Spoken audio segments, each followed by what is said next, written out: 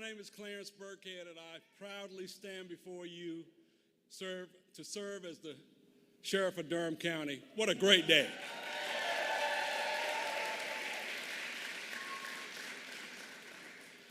I have dedicated my career to maintaining public safety, protecting the rights and freedoms of North Carolinians, and ensuring that no one is above the law. I am proud to be here today to support Vice President Harris and Governor Walz, who have always fought to keep our community safe. With her decades of service in law enforcement, Vice President Harris understands the importance of protecting the safety and security of Americans. She's always been a fearless fighter for the people and believes in tough, smart solutions to keep our community safe. As a prosecutor, she stood up for women and children by going after those who committed sexual abuse. As Attorney General for the most populous state in the country, she went after international drug gangs, human traffickers, and cartels that smuggled guns and drugs and human beings across U.S. and Mexico border. As Vice President, she helped make the largest federal investment in public safety ever, including investing billions of support to local law enforcement in 1,000 cities, towns, and counties. Under the Biden-Harris administration, crime is now at a near 50-year low.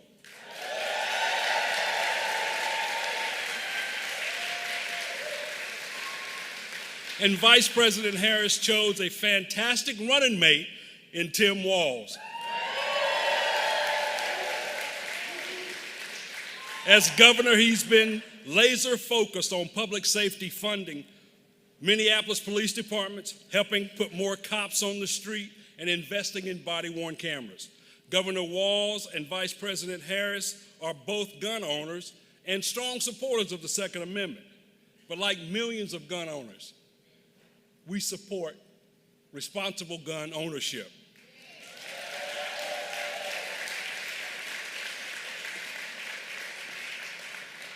I know that Vice President Harris and Governor Walz are committed to supporting law enforcement and will always prioritize keeping our communities safe. Now, on the other hand, Donald Trump,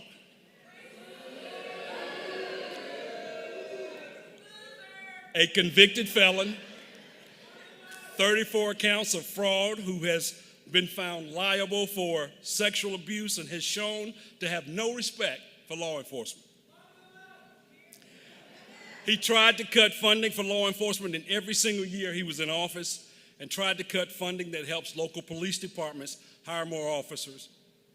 Violent crime skyrocketed under his tenure. He did nothing to keep guns off the streets and out of the hands of dangerous criminals while he was in office. Trump calls the convicted January 6 rioters hostages and patriots at those rallies. And he's doubled down to pledge that he will pardon every one of them who participated in January 6 insurrections. And Trump has handpicked a candidate for governor, Mark Robertson.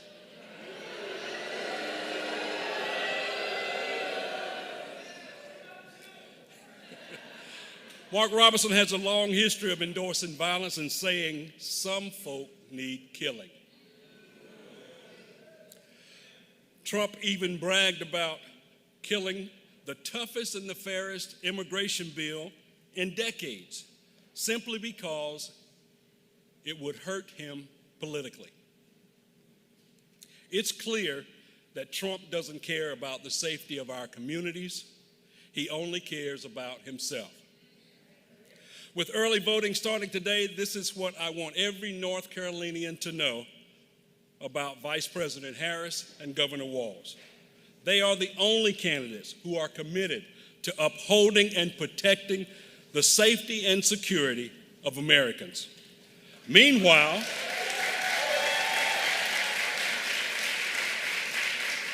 Meanwhile, Donald Trump has made it clear that he has no interest in keeping our communities safe. He only cares about gaining power and enacting the Extreme Project 2025 agenda to enact revenge against his public enemies. That's why I am proud to cast my early vote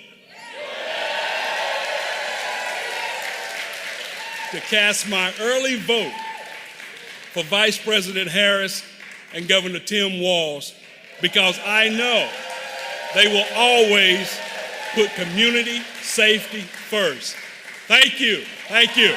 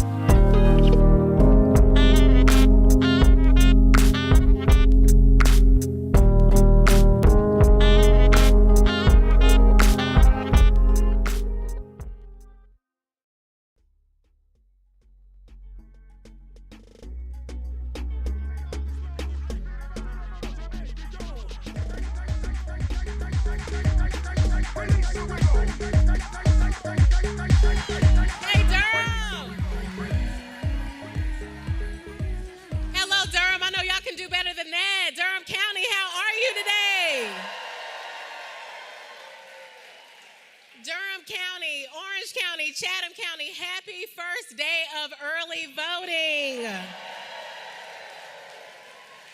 And I'm sure you've already heard, I already see some I voted today signs. The lines are already long. Let's keep them long. Let's keep those lines long.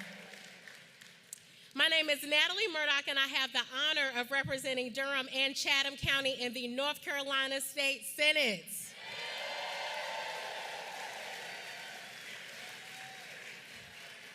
I also serve as the Political and Coalitions Director for the North Carolina Coordinated Campaign. Thank you. Our campaign works every day to make sure that every eligible North Carolina voter has the information and resources they need to successfully cast their ballot. Early voting starts today. That is why we are here for this early vote rally.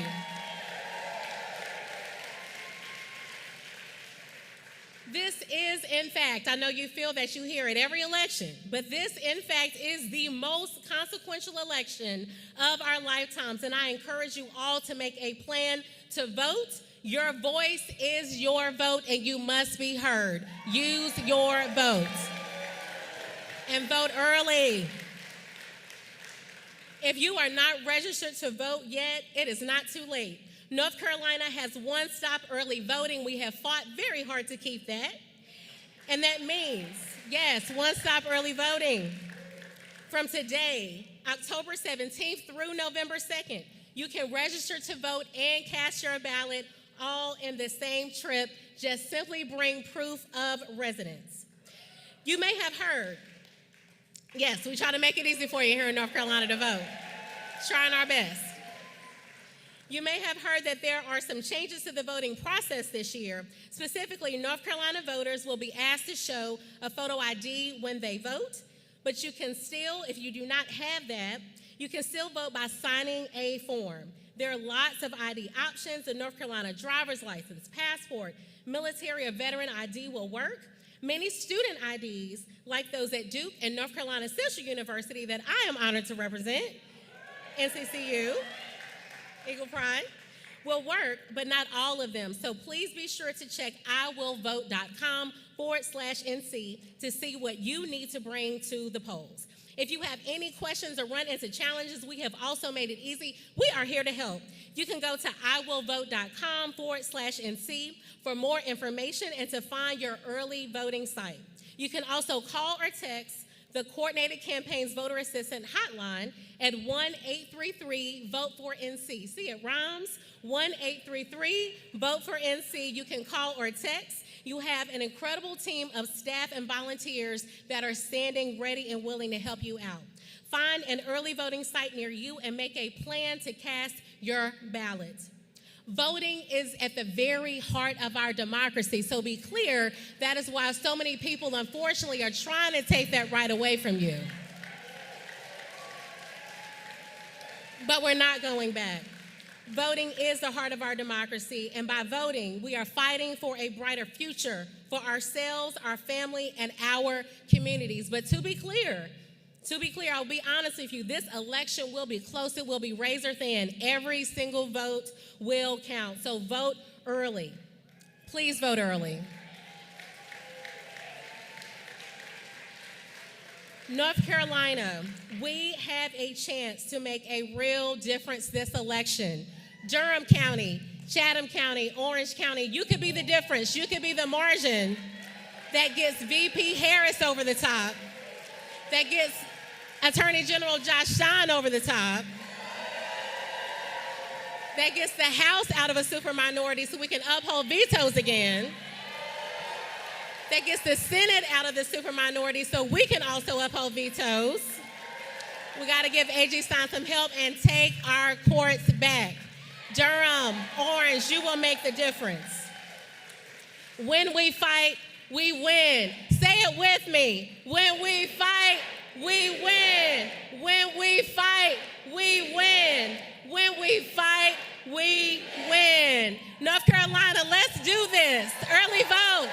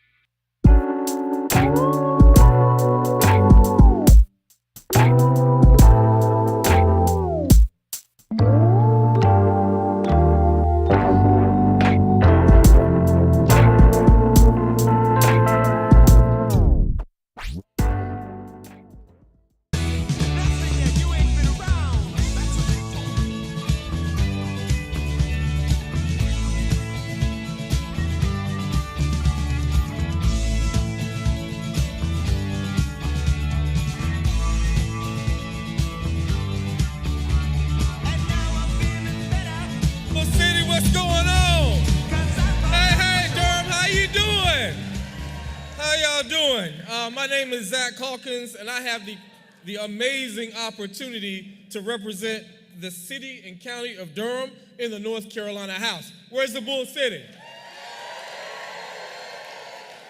For the rest of you, welcome to the coolest city in the state of North Carolina. And the thing about it is, it's just not the coolest city, it's the bluest city in the state of North Carolina. North Carolina, it's voting time. Say it with me. It's voting time. Bull City, it's voting time. There is too much at stake in this election to sit this one out. As Natalie told you, this is the most consequential election that I've ever been a part of. And in case you didn't know, I'm voting for Vice President Harris. And I'm voting for Coach Walz. I'm voting for them because they have a plan to ensure that all North Carolinians have the opportunity not just to get by, but to get ahead. Vice President Harris and Coach Walz have been fighters for the people throughout their careers. They've dedicated themselves to protecting working families. As Attorney General of the largest state in the country, Vice President Harris stood up to the big banks. during the foreclosure crisis to protect middle-class families, and guess what? She won. Now, I want you to say that every time I say something, I want you to say, and she won. She stood up to the banks to protect middle-class families, and she won. As a United States Senator, VP Harris stood up to Donald Trump, who fought to repeal the Affordable Care Act and rip away coverage from millions of North Carolinians, and guess what? She won. That's right. As Vice President Harris, she stood up to insurance companies and big pharma and brought down the cost of health care and prescription drugs, and as a president and a VP, we know that Kamala Harris and Coach Walz will continue to do just that because they will win in November. And because Governor Walz shares Vice President Harris's vision for a new way forward, he will be a strong governing partner that delivers for working families and communities. I love calling him Coach Walz. He understands working North Carolinians' needs and values because like VP Harris, he grew up in a middle class family too. And like me, he's a former educator. Where are my teachers? Where are my educators? Where are my teachers? Where are my educators? It'll feel good to have an educator in the White House. They know the pain of skyrocketing costs and will take on corporate landlords who are driving up the rent for first-time home buyers like they're doing right here in Durham. And when it comes to standing up to those who cheat hardworking people, VP Harris and Governor Walz will lead the charge to ban corporate price gouging on food and groceries. Meanwhile,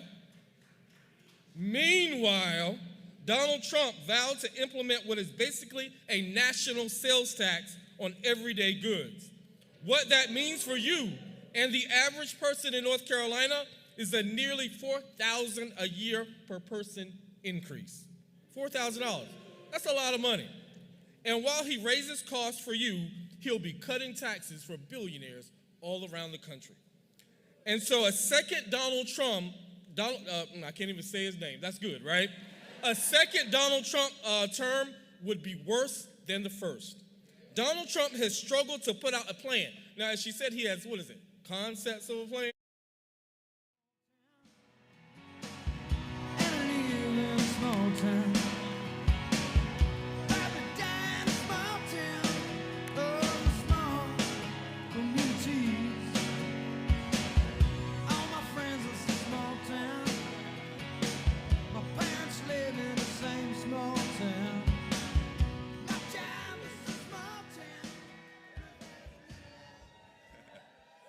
I'm fired up,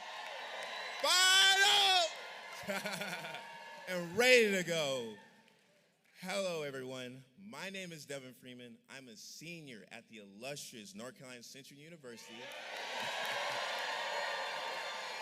here in Durham. And today, because my generation needs and deserves leaders who are looking out for our future. Vice President Harris and Governor Walz are leaders that are fighting not only for me, my community, but also my generation.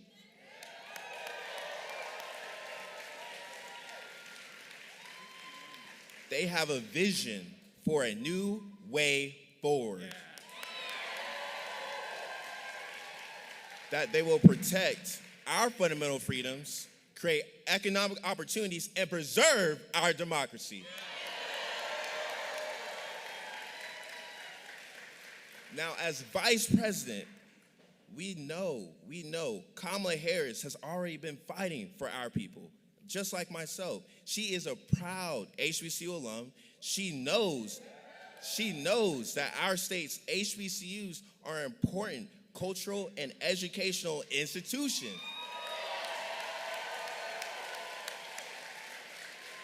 That drives innovation, research, and economic mobility. Vice President Harris, alongside President Biden, have invested a record $17 billion in our nation's HBCUs. And delivered one of the largest increase in Pell Grant program on over a decade. Now, meanwhile, Donald Trump would be a disaster for students. We have to realize his Project 2025 agenda for a second term includes extreme plans to eliminate the Department of Education. And then also take away from the Head Start program, diverting funding away from public schools and rescinding student loan forgiveness programs. The economists agree that his plan would hurt the economy and raise costs, which is not something my peers and I want to deal in this generation.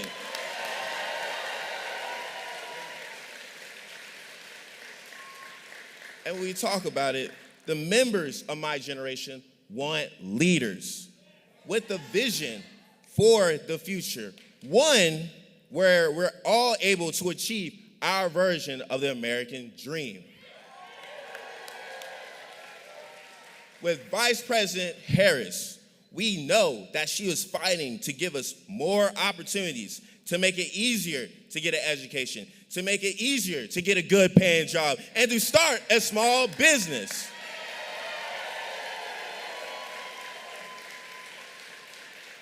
And when we talk about it, Vice President Harris selected her running mate. She picked a leader who shares her vision for a new way forward. We did. And he has always been fighting for working people and students like myself. Now, Governor Walz has a heart for service that I admire and try to emulate. Whether in the classroom, in the Army National Guard, or on the football field, in Congress, or as governor, we see Tim Walz is someone who has spent every day trying to make a difference for the American people.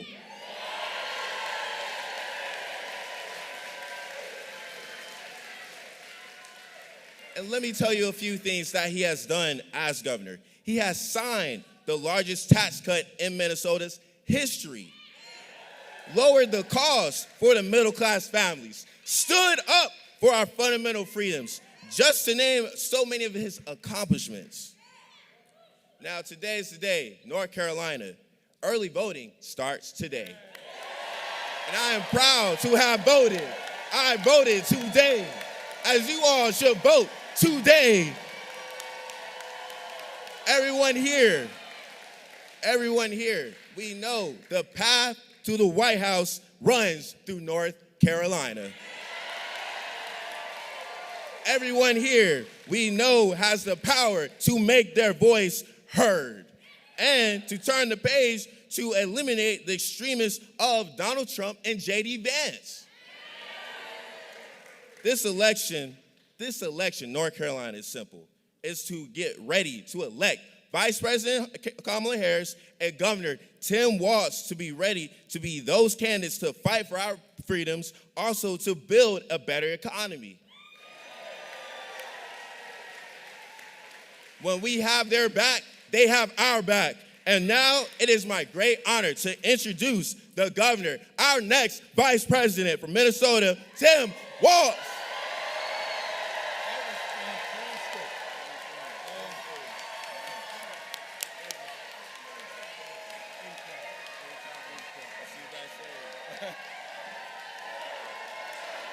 Oh, thank you.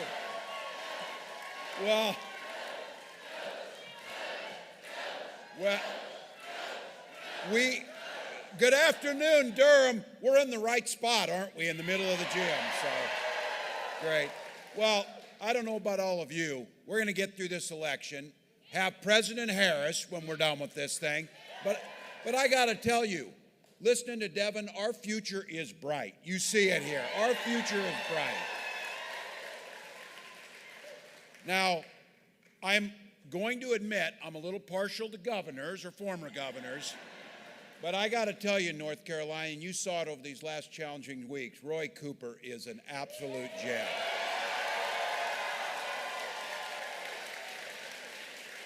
And you grow them well down here because those are pretty big shoes to fill, but I'll tell you what, Josh Stein's going to do just fine doing that.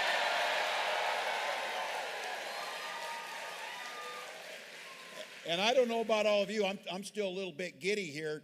I'm standing on the stage with the 42nd President of the United States. So.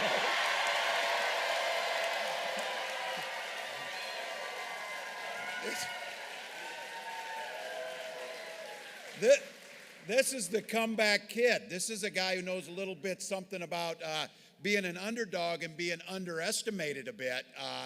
But I think you'd be hard-pressed to find anybody that understands politics or the American people better than Bill Clinton. And somebody...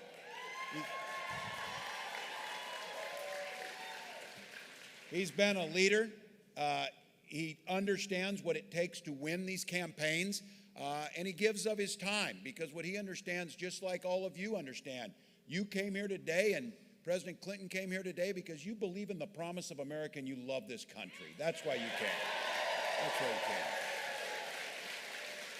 came. And I'm just glad that President Clinton and all of you are out here to make the case why we need to elect Kamala Harris the next President of the United States. Now, I want to say before we get started here, and I bring this to you from across the country and certainly from Minnesota, the eyes of the country have been upon all of you. Our hearts are breaking watching. We know there's folks that lost loved ones, lost everything they had. So the communities are still in the moments of recovery. I want you to know, and you've seen it, the Biden-Harris administration are doing everything they possibly can to get the relief to these areas, to get it done. And it's at times like these that it brings out the best of our country. This is what it looks like to be unified. And we're going to have a choice in 19 days to decide to go down a road that Donald Trump wants to take us down of chaos and division. Or Kamala Harris's vision of a United States that cares about each and every one. So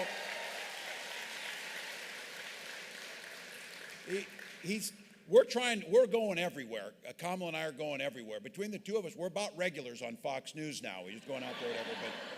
But Donald Trump's not going many places, and there's a reason why. He finally came out yesterday, and he did a little town hall on Univision. I don't know if some of you saw this.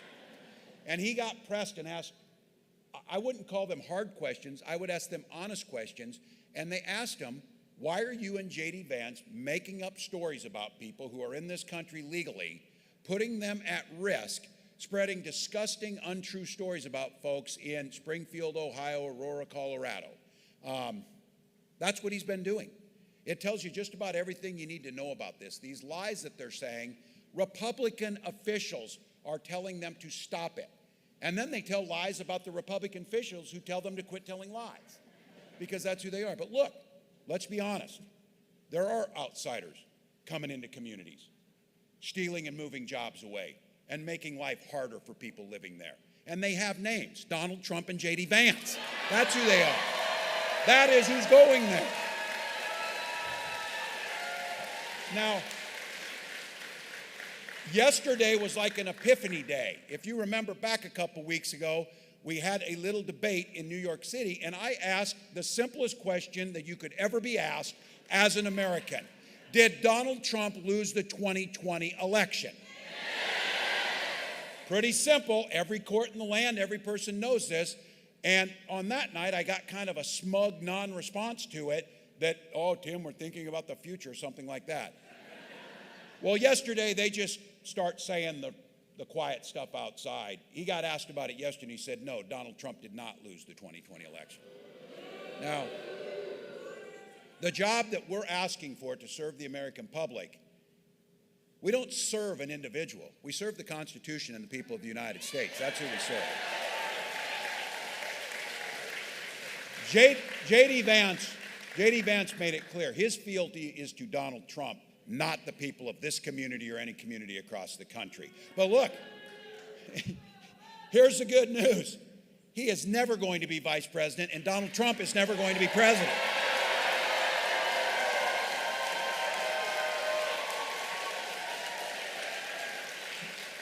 you can say no to them and yes to Kamala Harris and a unified country. A new way forward.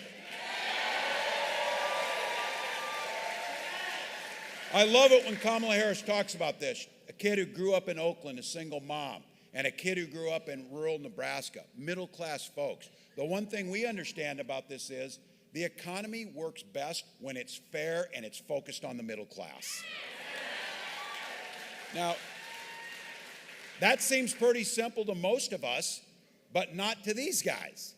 So she's got a plan that we're laying out, and we're talking about it very clearly. So I've been talking to the media. She's been talking to everyone. We're going to rural Pennsylvania and laying out a plan for rural America, and we're being clear about this. Let's talk about some of the things that are in there. 100 million Americans under Kamala Harris as president will see a tax cut focused at them.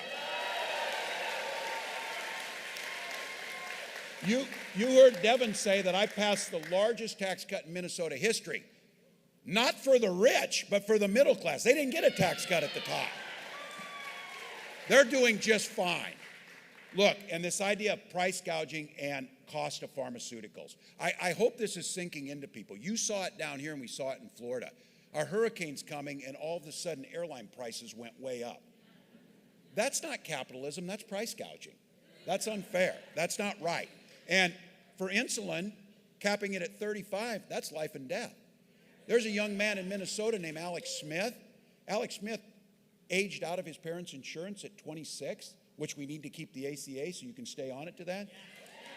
But Alex started rationing his insulin, and he ended up dying from it. And his mom had to come to the state capitol and say, I will not leave here until we fix this so nobody else loses their son for a $35 of medicine that costs $5 to manufacture.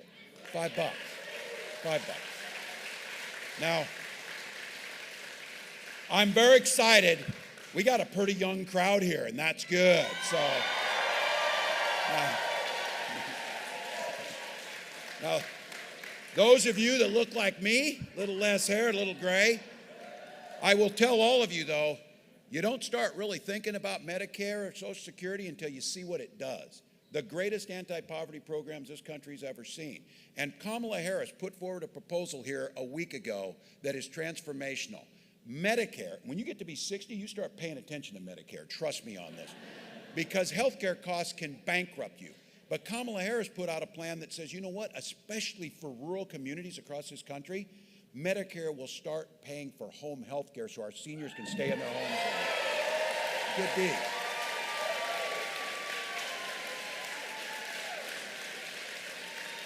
And whether it's affordability on college or whether it's young folks and the rest of us trying to buy a home, building 3 million more affordable homes and down payment assistance to let people get in those homes. The down payment is what keeps us out of the homes. By doing the tax credit and allowing it to go forward, more people can buy homes across this country. Build wealth. And those of you who want to be your own boss, $50,000 tax credit to start your own businesses, and we'll get it back.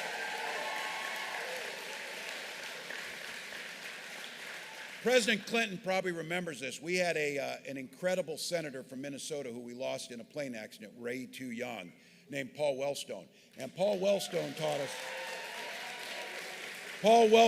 us a lot of things, but Paul Wellstone simplified the economy and made things so clear to this with a saying he had. He said, it's just simple, folks. We all do better when we all do better. That's what we're talking about. We know some folks have a tough go at it. Things get difficult for some folks. That's why earlier this week, Vice President put out and released agenda, an opportunity for black men. Look, there's no denying in this country that there are historical and systemic barriers that put up that stop people. There is no reason that home ownership rates for black families and white families should be so different because that's generational wealth that cheats the next generation. We know that.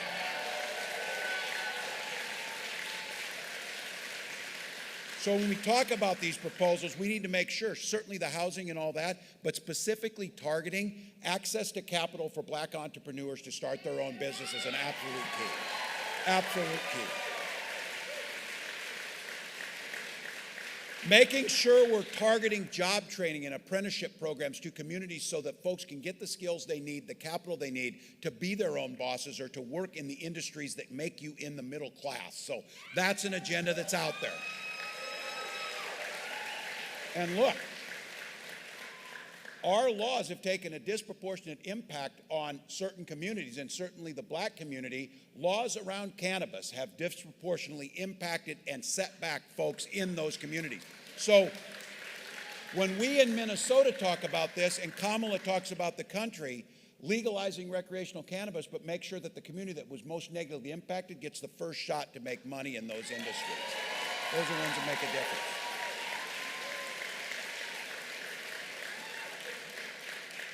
And let's us start saying the quiet part out loud about Donald Trump of where he's been. J.D. Vance said it. J.D. Vance is the one who said this. He said, well, the voters don't really like the racist part of Trump. I didn't say it. He said it. He knows him best. But look, when Donald Trump is talking about bringing back stop and frisk policies and things like that, those are harassment that went on to the black community, specifically black males, and put a disproportionate number of them into incarceration and sent back an entire generation. We are not going back to those policies. We are not going back.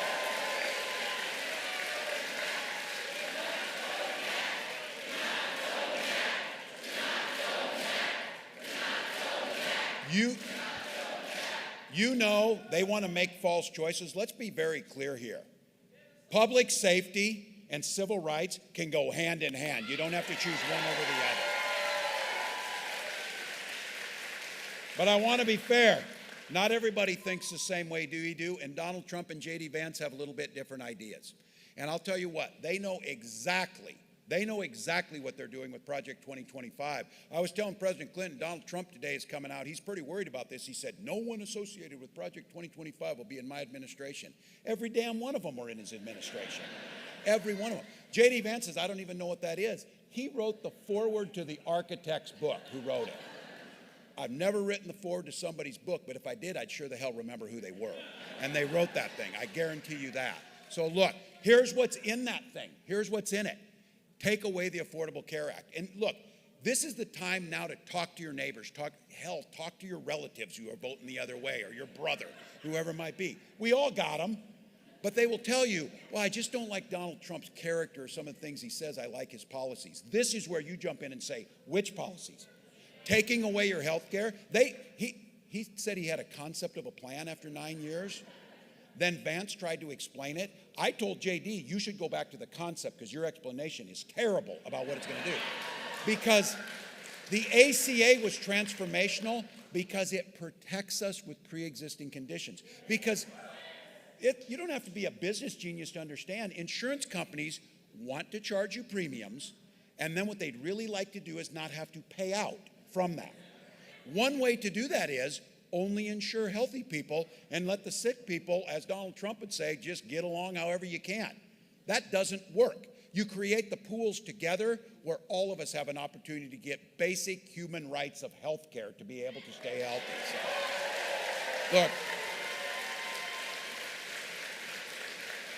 Donald Trump called Social Security a Ponzi scheme. J.D. Vance said it was the impediment or the roadblock to fiscal sanity.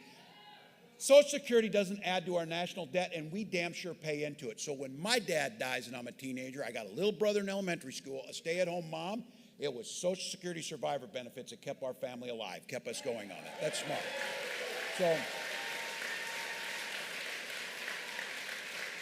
So look, we hear this, and this is a tough state. We know how to do this stuff. So when they tell you, just pull yourself up by your bootstraps, damn happy to do it. We just didn't have any boots. So Social Security is the boots. I guarantee you, if I would have had $400 million, I would be in better shape than he is and wouldn't be bankrupt. So let's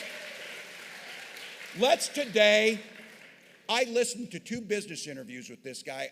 I have met no one in my life that has less business acumen than Donald Trump. So put an end to that myth. Because this guy is trying to convince the entire world, because nobody, he and JD, believe it, his tariffs are a sales tax on everything we buy that will cost your family $4,000. Don't let him skate by and say, oh, China will pay for it. Yeah, just like Mexico will pay for the wall. We'll see how that. Not going to happen. Not going to happen. So be very clear. He doesn't know business, and he damn sure doesn't know the middle class. So look. And for all of you, I'm going to be generous. We are all products of our past. When you grow up a middle-class kid in Oakland or in Butte, Nebraska, you care about Social Security. You care about these things. When you're sitting down in Mar-a-Lago and you tell your rich friends, you're rich as hell, I'm going to give you a tax cut, it doesn't matter to them. And you know what? When my mom looks for that Social Security deposit to be made in her bank account, that's how she's going to feed herself. That's how she's going to get things done. He doesn't give a damn if his Social Security check comes or not. So let's be very clear. If any of our relatives or anyone gives us this, if they tell us, well, Donald Trump's understand us, that's bullshit. He does not understand. He does not understand.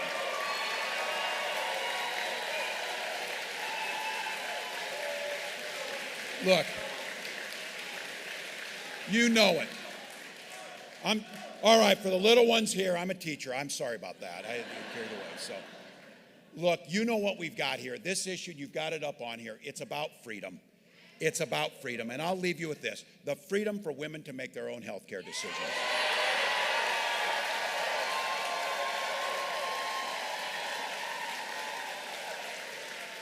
The freedom to drink clean water and breathe clean air. Those are the things. And I say this as a teacher and as a parent.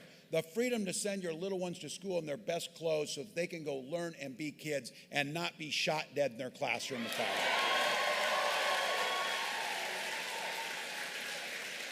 I'm taking nothing on this. I'm a veteran. I'm a hunter. I went pheasant hunting last weekend. I own firearms. Kamala Harris owns firearms. This might be I don't know, President Clinton, this might be the first time that both Democrats on the ticket are gun owners right now. And it might also be the first time that the guy on the other side can't pass a background check because he has felonies.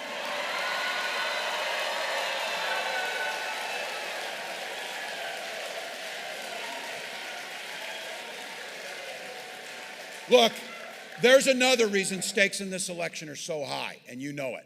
Some of you hear this from folks in your life. We made it through the first term of Trump. We could probably make it through another. I am an eternal optimist. I survived over a decade supervising the high school lunchroom. I'm an optimist. I am an optimist. But I genuinely worry for the democracy of this country. There is one political party now that is pro-democracy, and that's us right now. That's the truth. So, all things aside, this is truly serious. And I say this because someone I deeply respect, General Mark Milley, he was the chairman of the Joint Chiefs of Staff, the top military official under Donald Trump. And Mark Milley doesn't have time to mince words. This is a hero who's been out there and wore the uniform for over 30 years. He told us on the record that he believes Donald Trump is fascist to the core. Trump's plan to seize unprecedented power for himself isn't hypothetical. It's written down in Project 2025. And the rest is coming right from his mouth. Last week, one of Trump's closest buddies, who he pardoned, Mike Flynn, Trump's former national security advisor, and he's a contender to be that job again in the White House. He would ask point blank, if he would lead military tribunals to carry out executions if Trump wins again. Mike Flynn answered, we have to win first. He followed up that to make sure that we understood just how batshit crazy he was. He said, the gates of hell, Mike Flynn saying this, my hell will be unleashed. This is the guy that Donald Trump wants to hand the keys to the federal government over to on security. So look, if there's anybody in your life who really meant when Donald Trump said he called for a bloodbath after this election, if they think he's just talking, I have to tell you this. You remember 2016. You remember the way he talked. This is not that Trump even. This is something much more deranged, something much more desperate, maybe to stay out of prison. And with J.D. Vance there are no guardrails around him. You know how he will vote. So look, Lord knows Republicans in Congress won't have the courage to stand up to him. So there's one way to stop it. We need to go vote and win the election and make sure none of this ever happens. All right? Look, hundreds of Republicans out with Kamala campaigning. Who would have ever thought we would see Bernie Sanders, Dick Cheney, and Taylor Swift on the same ticket? I'll tell you again. There you go. So look, we got to do what Americans do on this. That rhetoric has no place. That is the language of dictators. That is the language of totalitarianism. We need to go to the polls, clean his clock, and win this thing. So here's the deal. Here's the deal. I'm going to finish because you're here for the main event. But I want to leave enough time that if you don't have one of those stickers on, go vote and get one today. Today. If you're not registered, you can register today and vote today. That's what you can do. And if you're going to vote by mail, do that today too and get it in. So look, follow the instructions carefully because these guys want to do whatever they can to throw out ballots. If you need to, you know what you need to do. iwillvote.com/NC will tell you exactly where to go, how to do it, how to fill out your ballot, and how to get it done. Go knock doors, go make phone calls, talk to your brother, tell him to quit voting the other way. If you want to, KamalaHarris.com, give a buck or two, knowing that in these battleground states, it lets us build out and get things like this going. So here's the thing.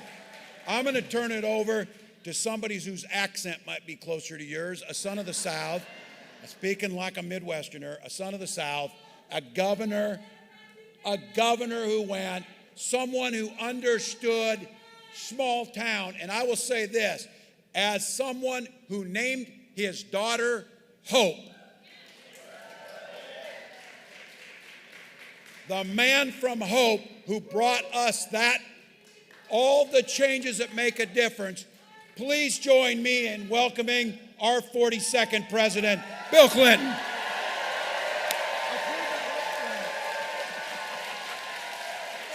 Sorry about that. Whoa. Thank you. Let's give him a hand. Now, I just have one thing to say off the bat. So people who say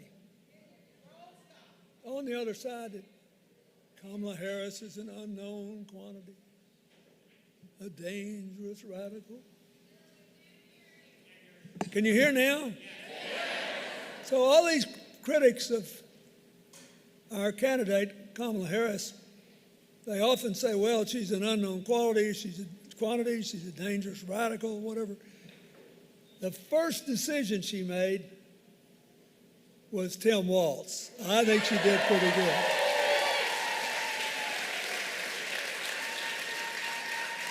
It says a lot about what kind of president she'll be. First decision Donald Trump made was J.D. Vance.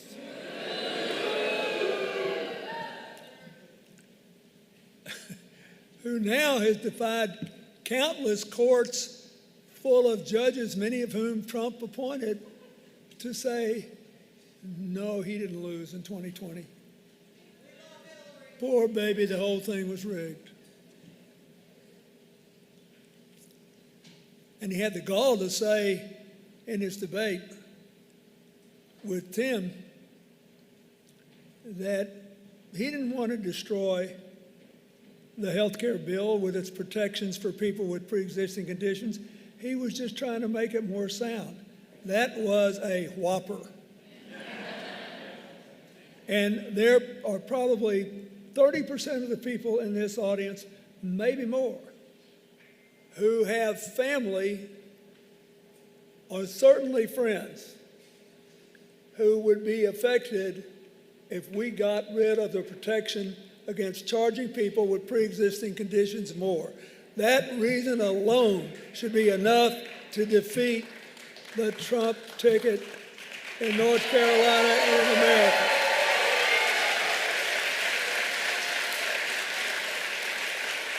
So, I really like Tim Walz. He spent his whole life serving his community and our country. He's made a positive difference in every role he's ever played. He left a rewarding career as a teacher and a coach, but he didn't leave his roots behind. He told me that his old football team just won against its arch rival, and he went home and checked on it in the middle of this election. He was in the National Guard for 24 years. He represented a rural congressional district that had elected only one other Democrat in more than a century.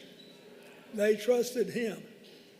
And after he flipped it blue, he proved that you can compromise without compromising your values to make the system work again. He worked across the aisle on the Farm Bill and veterans issues.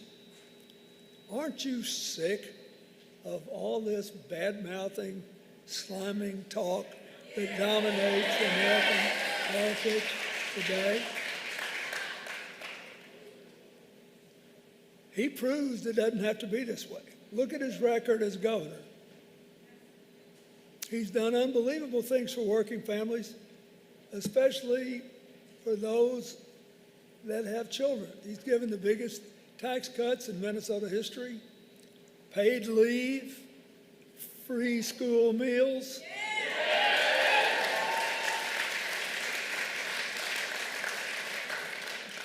And I could have sat here for another hour listening to him talk because he reminds me of home. Let's cut to the tape. Chase. I don't know how many more elections I'll be involved with, and I'm too old to gild the lily. Heck, I'm only 2 months younger than Donald Trump.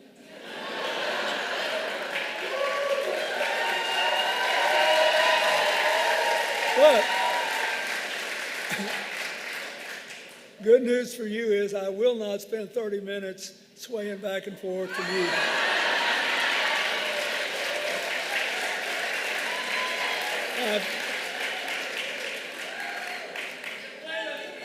I've played enough music, I will not clap off beat. Nor will I pretend to be a conductor. Because we got a race to win. And we have to win it.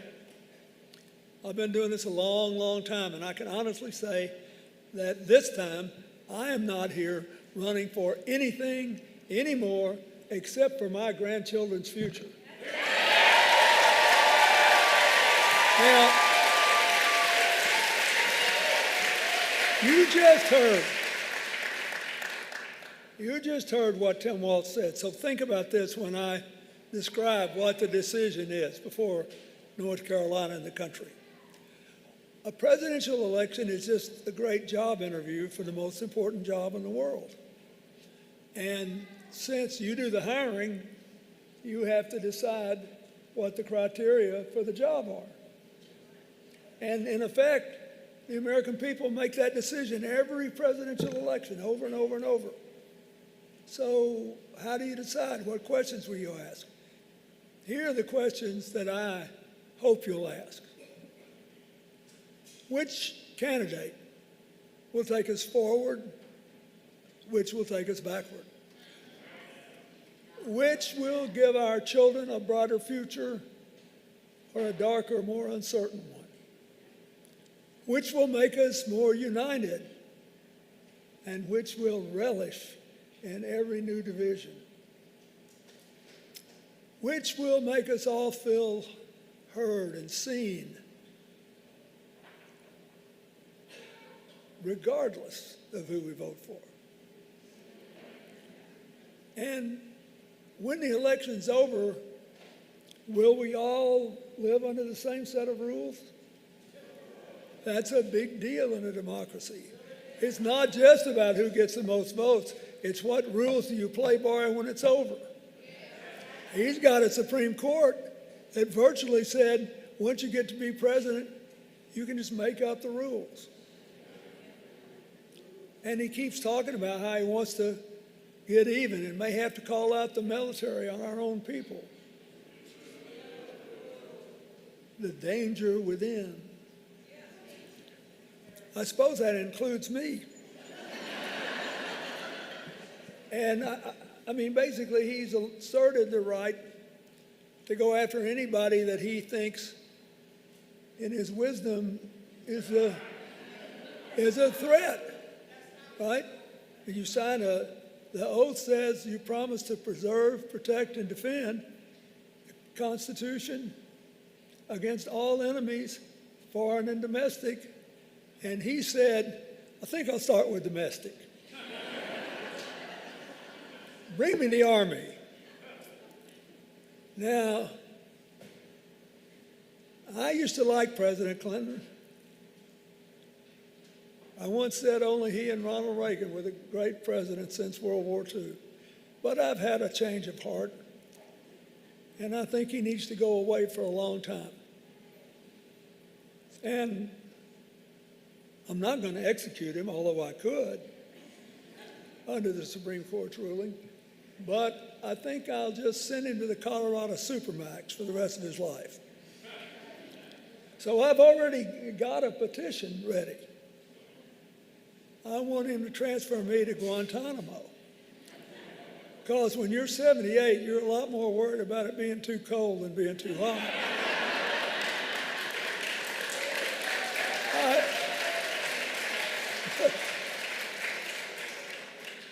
We're laughing about this, but let me tell you something.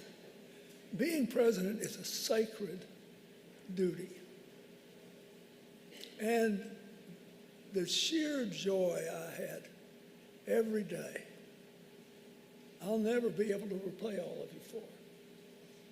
Even the terrible days when they were trying to tear my head off, there was always something good you could do for someone. And the idea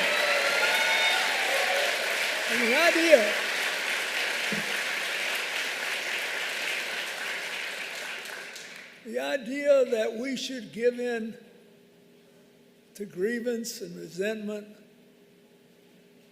and score settling. You know, even my mother used to say that my greatest weakness as a politician is I could never remember who I was supposed to be mad at. But when you get a job like that, you are supposed to do your best to be fair to everybody and try to do something that's good for everybody. That's what the job says. That's what the Constitution says. That's what you mean, I think, by forming a more perfect union. It doesn't say, we the people of the United States, in order to take up sides and bash the living hell out of the other side and tear them to pieces. It says we are supposed to form a more perfect union. And I can tell you, and I know both the candidates pretty well, I think Kamala Harris is the only candidate in this race who has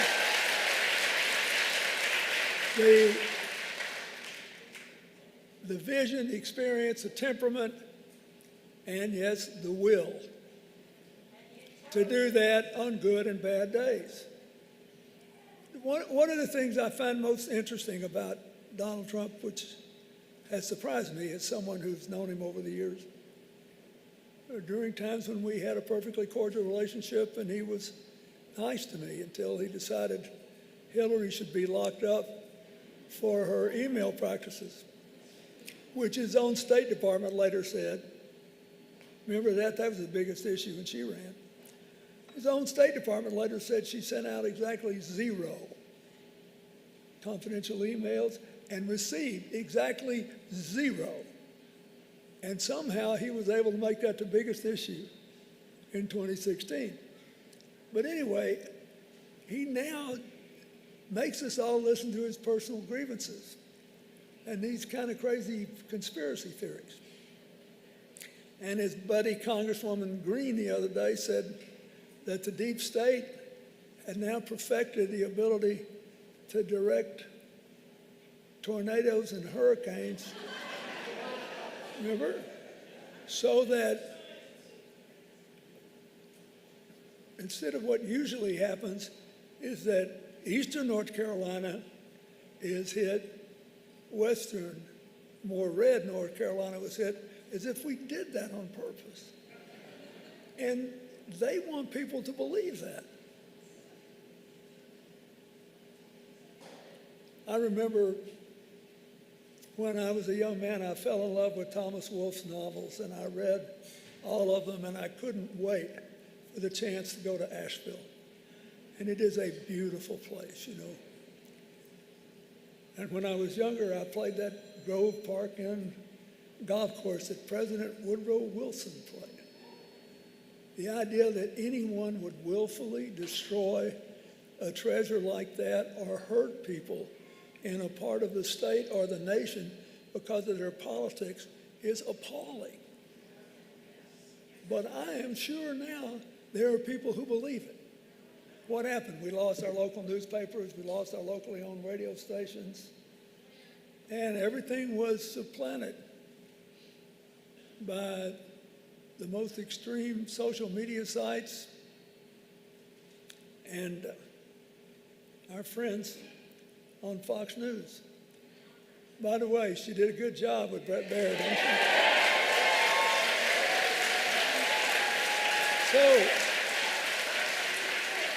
So look, one of the things that bothers me is that when somebody starts grinding on somebody else and saying how bad they are and how awful they are, they never really tell you the full story. Certainly, Mr. Trump doesn't. And he doesn't have any plans. This is the most important thing for you, to actually solve the problems that he moans about. Because solutions and getting along better with your neighbors are bad for his brand. Isn't that right? I mean, you don't have to count the lies, you can just count the eyes. Sun came up this morning. I made it happen. It rained yesterday. If I had been president, it never would have happened. It's always about him. One reason I want Kamala Harris is it will be about you.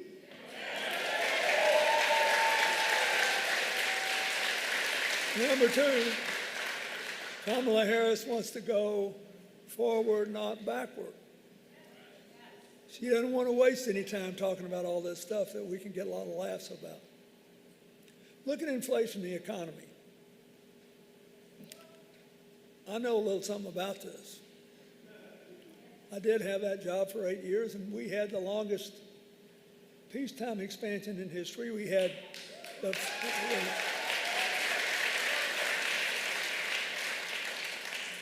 first balanced budget in 30 years, the first three surpluses in a row in 70 years.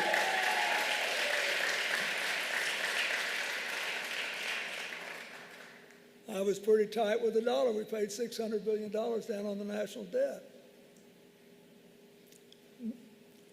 But you got to know when to invest, when to save, and you can't pretend that all spending is the same. If you look at the candidates' plans, the Trump plan is more than twice as expensive as the Harris plan, and it will help way less than half the people that the Harris-Walz plan will help, because their plan goes mostly to help already wealthy people and big corporations who both don't need it and won't necessarily invest it in what does work, which is growing the middle class and giving poor folks a chance to work their way into it. So why aren't we voting for the Democrats? Well, a lot of people say, well, there's been too much inflation. That's right.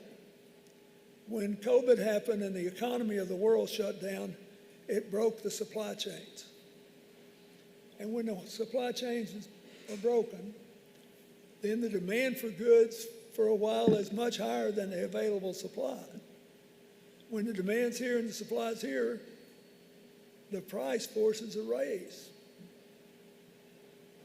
It happened everywhere in the world. Now what happened? The administration of President Biden and all of his economic team and Vice President Harris, they've been trying to get the inflation rate down, and it's been going down for 3 years, and finally the Federal Reserve has lowered interest rates, which is going to drive it down more. So there's still some residual inflation that we all have questions about, especially in food prices and fuel prices. Now, here's how that works. If you look at the grocery business nationwide, there are still quite a large number of independent grocery stores, especially in smaller places, but they have to buy from a relatively limited number of suppliers. And then there's the problem of concentration in larger places of huge grocery stores with massive numbers of customers having a big share of the market. They often have what sounds like a low profit margin, 3 or 4%. But if you've got millions of customers, you can make a ton of money with that kind of profit margin. And the difference of 1% might be enormous, and all the burden of that 1% might come off people buying meager groceries every week to stay alive. That's why most states have anti-price gouging laws. But we always left it to the states before. And the grocery business has been changing before our very eyes and getting more and more concentrated. And that's why Kamala Harris became the first presidential candidate ever to say we need a national price gouging law. And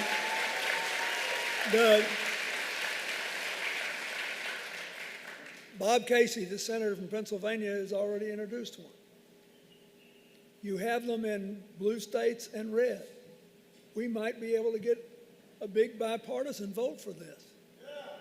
But we won't get it if they don't get it in the Congress. And we don't have a president standing behind it. And once the Justice Department has the power to look into these things, prices may start to drop a little bit. Might not ever have to file a lawsuit, because that's the way the world works.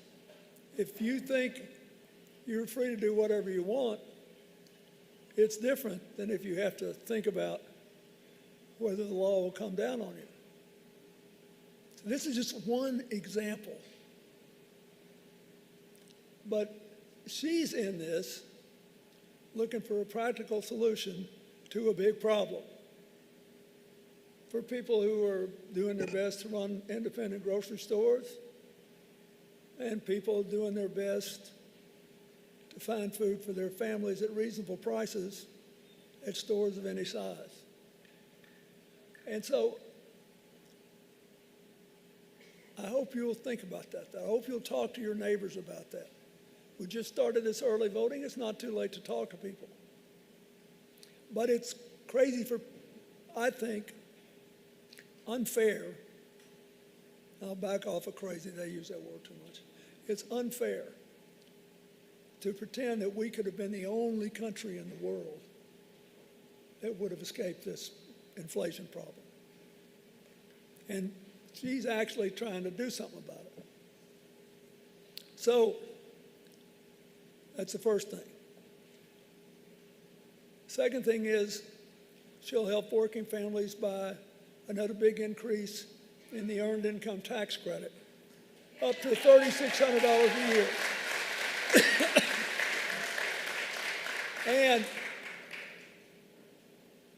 I know this will work. And it'll be $6,000 in the first year of a baby's life, because there are often problems, healthcare problems. I know this will work because I doubled it when I was president, and it was the beginning of that, and we started with the first family tax credit. It was only about $500 a child then, but that was back in the dark ages when I served. But together those things moved 8 million people in working families from poverty into the middle class. This will work. And so, and since we started on this road, child poverty has gone down almost 60%. And if we enact what Kamala Harris and Tim Walz want to do, it'll be cut in half again. So,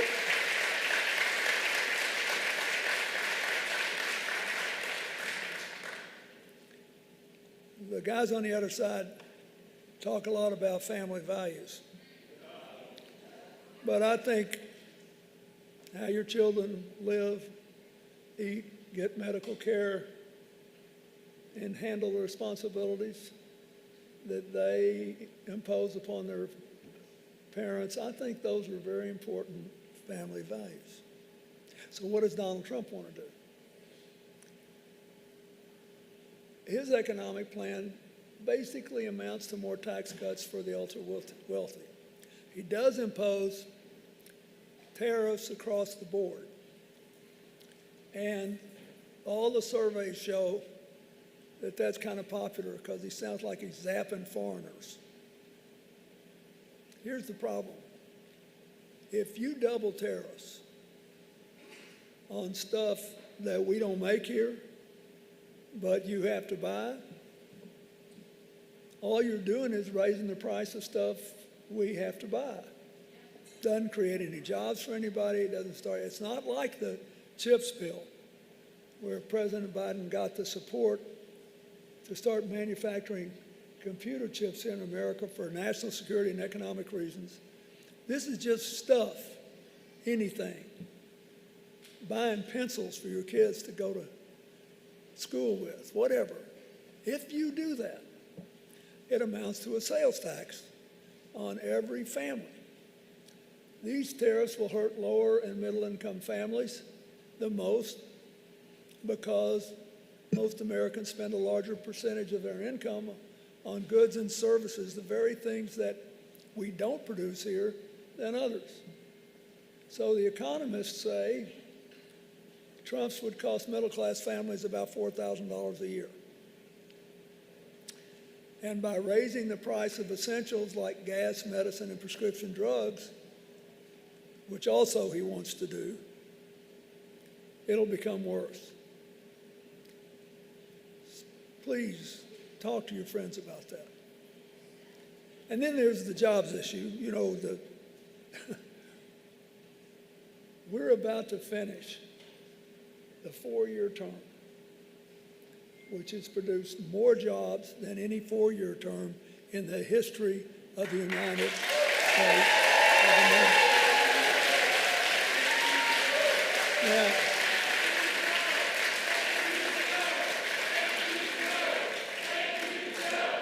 and it's kind of rich hearing Trump talk about how bad the economy is under Biden when he's the only president to lose more jobs than were created since the Great Depression. Now, he will complain that's not fair because look at what I had to go through with COVID. But he inherited a booming economy and had the great good luck that most voters didn't feel it yet, because there's often about a 3-year lag between when something good or bad happens and when people feel it. But already before COVID happened, the job growth under Trump was down from President Obama's last 2 years. So he wants you to believe, like I said before, this is about a whole different world started when I took office, and boom, everything got great. When in fact, the job growth was going down. So Democrats do know how to create jobs. Since the end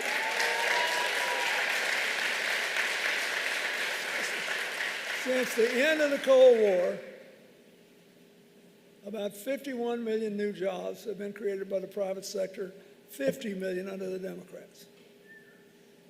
Now, if Tim Walz were still out here, he would tell you if you're ahead 50-1, you're winning. So if you vote for Tim Walz and Kamala Harris, they'll run up the score even more. And so it's the same thing with health care.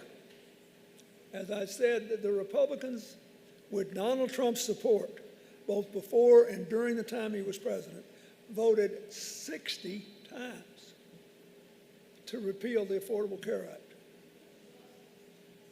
Now he says he still wants to repeal it, but he will replace it with concepts of a plan. Meanwhile, you got to pay the health care bills. I mean, if I came to you with concepts of a plan, you'd tell me to take a hike. Concepts of a plan mean you're going to lose the protections for pre-existing conditions. You're going to lose much of the freedoms that we have and the options we have, and I don't care what they say, they are coming after the right to choose if they win. So, what's going to happen? The limits on insulin pricing will be gone. The $2,000 limit a year for seniors will be gone. Harris and Walz want to get rid of the age limit and bring those limits down to other people. We know that a lot of these people are selling medicine for astronomically more than it costs them to make it. So, if you want to spend more for less, pay more for prescription drugs, take the safety net away, create a more calamitous world for you and your family, you got a good choice there. Trump is waiting for you. Now look, don't take all this from me. Oh, he's just being so partisan. Look at his own vice president, members of his cabinet, prominent Republican members of Congress, military leaders, well over 100 people who were in his own administration who will not endorse him because they say Kamala Harris will honor the Constitution and give us a good normal life and build on our strengths, and he will not. So,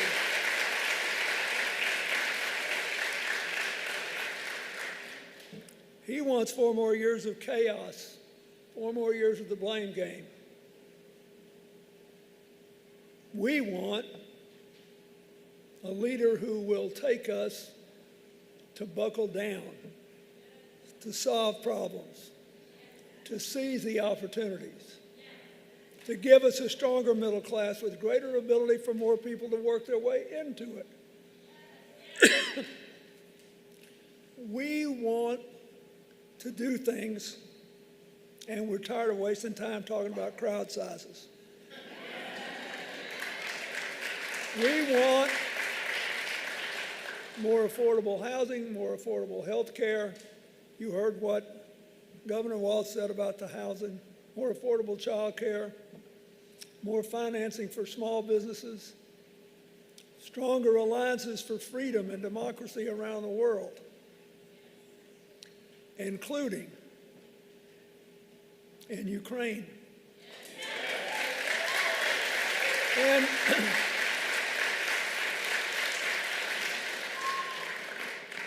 We want peace in the Middle East that secures Israel's future and gives the Palestinians a right to a homeland. Now, that's what we want. We want to lead but through cooperation, and we're not too interested in hearing about the great late Hannibal Lecter or the very real wishes of President Putin and the president of North Korea. Folks, it's dangerous. We're all having fun. I want you to have a good time. But this is really serious. Here's what I know. For 250 years now, we have always been divided. Benjamin Franklin's only son was the royal governor of New Jersey and was never reconciled with his father. You can't get over every conflict, but we got a constitution which specified how they were all going to be handled. And basically could be subtitled, "Let's Make a Deal." Majority rule, minority rights, individual rights, the rule of law, and all of us living under the same rules. Somehow, we've kept hope alive. We've kept marching together. We should not despair about these divisions. We have to do something about it. We have to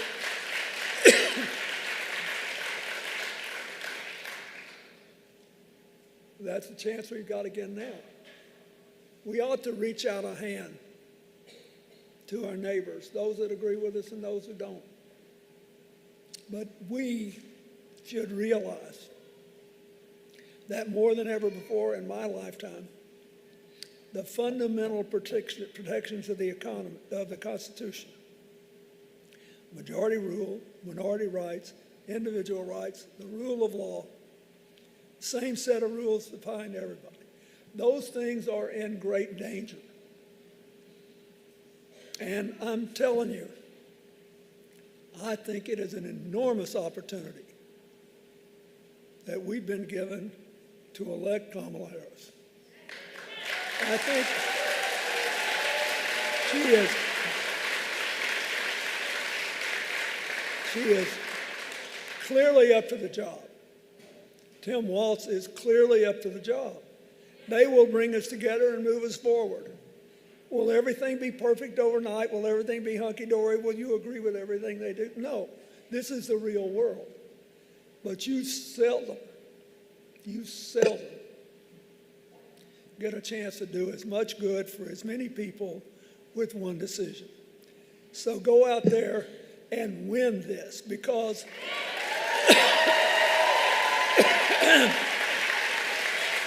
your country needs you. Your families need you. Future generations need you. So, starting today, haul those people to one-stop early voting. And take advantage of the chance to vote early. And then spend the rest of the time all the way to election day taking other people to the polls. This election,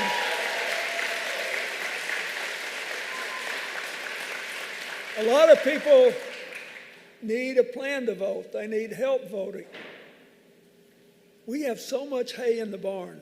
There is not another country on the face of this earth that is better positioned for the next 20 years than the United States. Not one.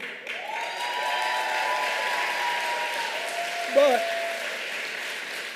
we've been through so much turmoil, so much trouble. We've still got some people with PTSD from COVID. This has been tough on people. You've got to take a deep breath and push this thing over the finish line. I'm telling you, you can do it. So,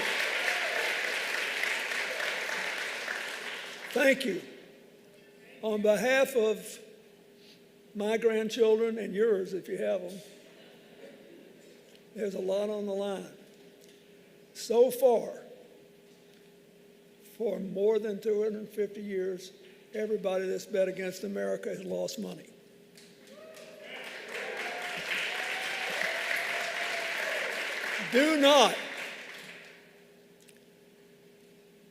Don't let them down. Don't let the future down. Don't let the kids down.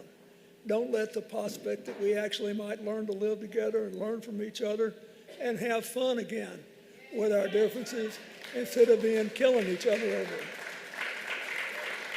You can do it. And I think you will. Bless you.